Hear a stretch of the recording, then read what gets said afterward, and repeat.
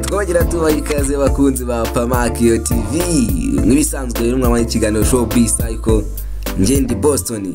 Niba utarakora subscribe twajya tukangurira kuri subscribe kugira ngo utazacikwa n'amakuru ya Showbiz agezweho hano mu Rwanda cyangwa se hanze yarwo. Nyuma yuko irushanwa rya Miss Rwanda rirangiye, still amakuru amwise Josiane aracyasirikira mu bantu.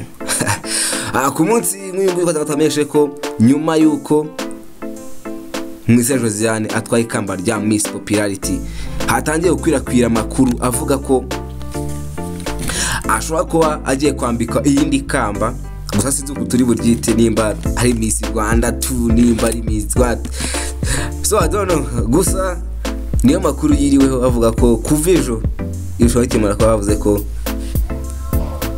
agiye ko yakwambika ikamba rindi ritandukanye n'iryo yambitse Miss Rwanda cyangwa se irya Miss Popularity nawe ubwe yambitswe.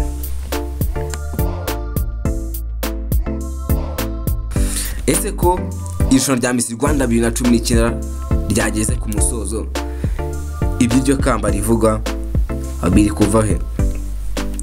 Mu minsi yashize nibwo Pamakio TV biciye mu kiganiro Showbiz aribwo twabagejejeho urutonde rw'ibyamamare 10 byari byaragaragaje ko bishyigikiye Mwise Josiane muri irushanwa ryageze ku musozo.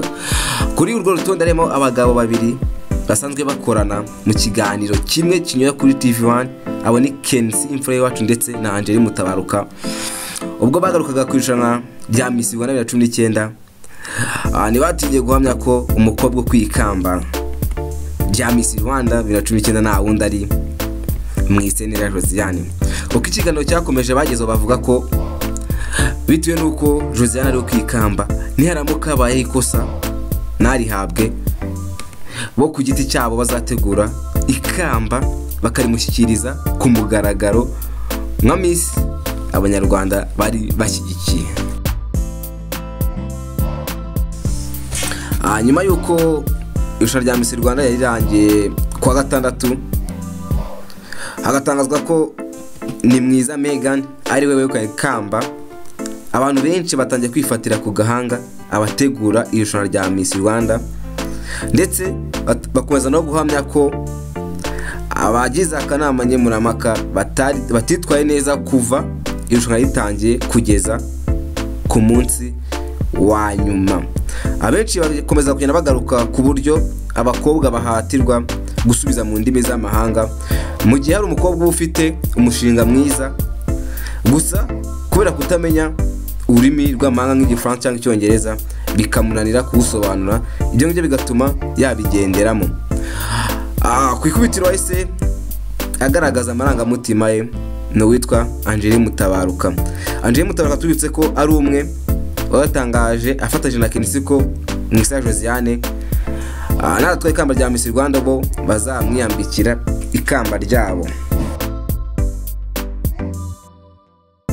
Angeli Mutabaruka abicishije ku rukuta rwa Facebook agaragaza ko ari umwe mu badashyigikiye uburyo irushanwa rya Miss Rwanda rimo kugenda, ndetse ahita agaruka ku by'umwihariko ku bijyanye n'akanama nkemurampaka avuga ko katitwaye neza kugeza irushanwa rirangiye.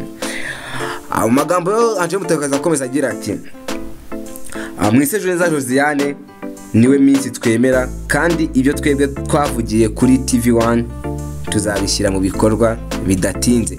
Aho nta kindi ashaka kuvuga ko bidatinze ikamba bavuze ko azambika Mwise Josiane bagomba kurimwambika. Ese iyi kamba Josiane azaryambikwa, ese rizaryitwa ngo iki? Ese hazategurwa igitaramo cyangwa se ikirori cyo kuri mwambikiramo? Akomeza ukurikire Pamakio TV umenye ko iri kamba Mwise Josiane azaryambikwa. Tunamesha ko ushobora kuba wasura website yacu ni pamakionews.com ukabona amakuru agezweho muri rusange yaba ya politike, sport, imyidagaduro ndetse n'inama ku rukundo. Ngera ari Boston, ikiganiro cyari Showbiz Psycho. Hasta la vista.